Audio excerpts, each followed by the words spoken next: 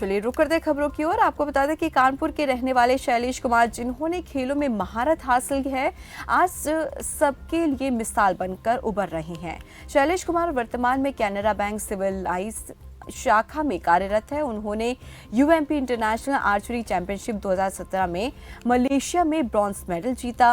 Rural international championship 2018 में silver medal हासिल कर जीत दर्ज की और देश का नाम उन्होंने रोशन किया। यही नहीं, प्रदेश स्तर पर तीरंदाजी, एयर पिस्टल, रस्साकसी, फिस्ट बॉल जैसे सरकारी खेलों में उत्तर प्रदेश के 100 से ज्यादा राष्ट्रीय स्तर के खिलाड़ी तैयार कर चुके हैं।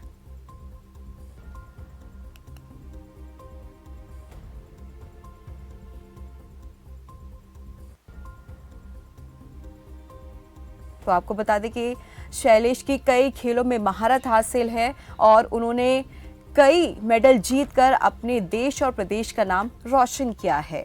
चलिए, और जिन शैलेश की आज हम बात कर रहे थे वो हमारे साथ इस खास कार्यक्रम में जुड़ गए। शैलेश, बहुत बहुत स्वागत है आपका खबर फास्ट पर।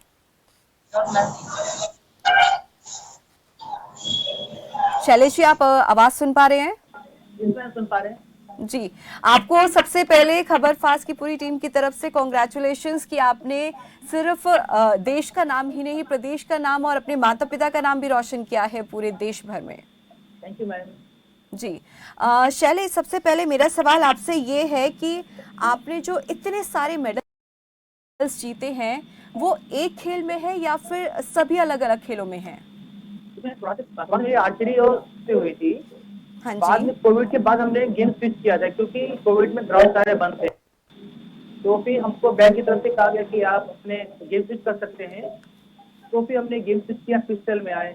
बाद में हमने देखा कि और गेम्स में भी हम जा सकते हैं, खेल सकते हैं। तो कुल मिला देखा जाए कि कई गेम्स मिला के हैं सारे गेम। जी, तो आपका इसमें से सबसे ज्यादा पसंदीदा खेल कौन सा है? Air pistol. और ऐसा क्यों, मतलब कोई आइडियल है आपका जिसके चलते ये आपका खेल सबसे ज्यादा पसंदीदा बन गया? ऐसा कोई नहीं है, फिक्स नहीं है। आइडियल खुद अपना ही मानते हैं।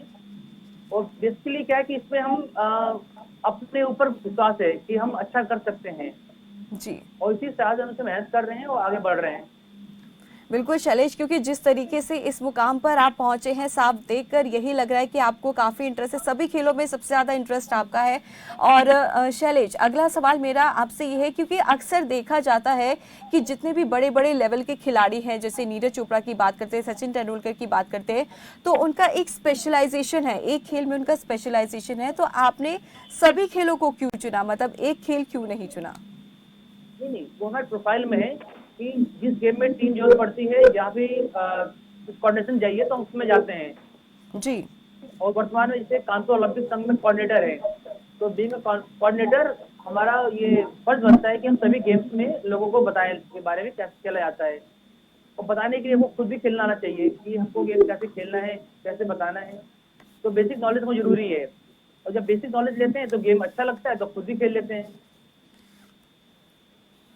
और शैलेश जी, एक चीज और, जब हमने आपकी स्टोरी पढ़ी तो उसमें साफ तौर पर ये लिखा है कि आपने 100 से ज्यादा खिलाड़ियों को तैयार किया है। तो मतलब ये आइडिया आपको कहाँ से आया कि आपको खिलाड़ियों को तैयार करना है, वो भी अलग अलग गेम्स में? ये एक्चुअली बेसिकली जैसे हमारे आसपास जितने भी लोग हैं, कुछ लोग पढ़ाई में बहुत अच्छे हैं, कुछ पढ़ाई में अच्छे नहीं हैं। बिल्कुल। पर सरकारी नौकरियों में स्पोर्ट्स कोटा का बहुत ज्यादा फायदा मिलता है। तो जी। हमने उनको काउंसलिंग किया कि अगर आप पढ़ाई में अच्छे नहीं हो, आपको आगे बढ़ना है, नौकरी में आना है, तो कुछ गेम्स ऐसे हैं जिनको भारत सरकार ने मान्यता दे रखी है सरकारी नौकरी में। हम्म। तो करीब ऐसे 64 गेम है, 64 गेम्स है। जी।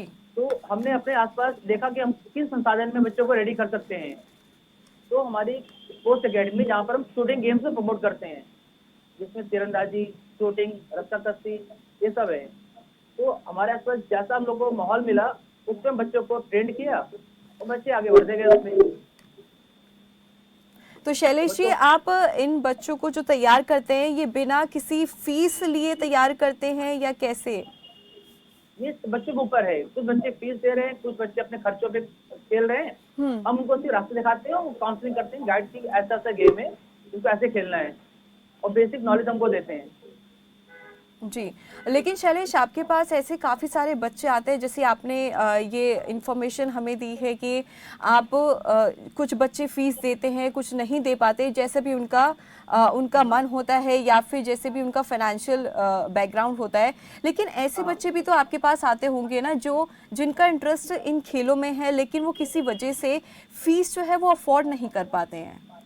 हाँ, उसके लिए यहाँ पर कानपुर ओलंपिक संघ की तरफ से एक प्रोग्राम चल रहा है जी, कि जो गरीब बच्चे हैं बट टैलेंटेड हैं, तो उनके लिए ये संस्था आगे बढ़ के खुद उनको हेल्प करती है, उनको किट प्रोवाइड करती है, उनको ट्रेनिंग देती है, सारा कुछ उनको हेल्प करती है।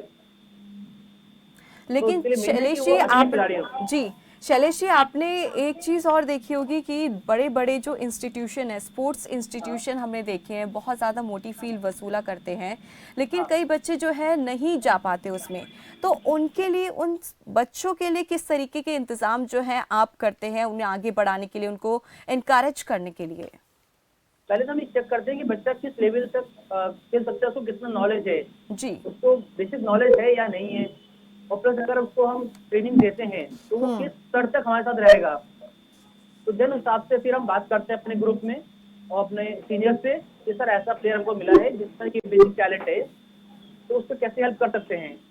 देन फिर उसको आगे हम सपोर्ट करते हैं, आगे उसको ट्रेनिंग देते हैं। जी, क्योंकि तो कुछ लोग शैलेश होते हैं जी जी जी, कहिए। कुछ लोग शौकिया खेलते हैं, कुछ लोग उसका प्रोफेशनल खेलते हैं।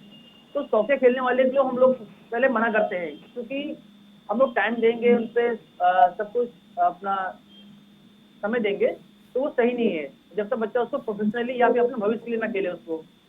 बिल्कुल। हाँ शैलेश जी एक चीज़ और है कि आप 2023 में काफ़ी सारे कंपटीशन में पार्टिसिपेट करने जा रहे हैं, तो ये कॉम्पिटिशन्स जो होने वाले कहाँ कहाँ होंगी, ज़रा डिटेल में बताएं इस कॉम्पिटिशन्स के बारे में। 2026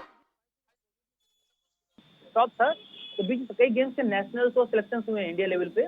जी तो उन सबके इस बार एशियन इंटरनेशनल और वर्ल्ड कप होने हैं।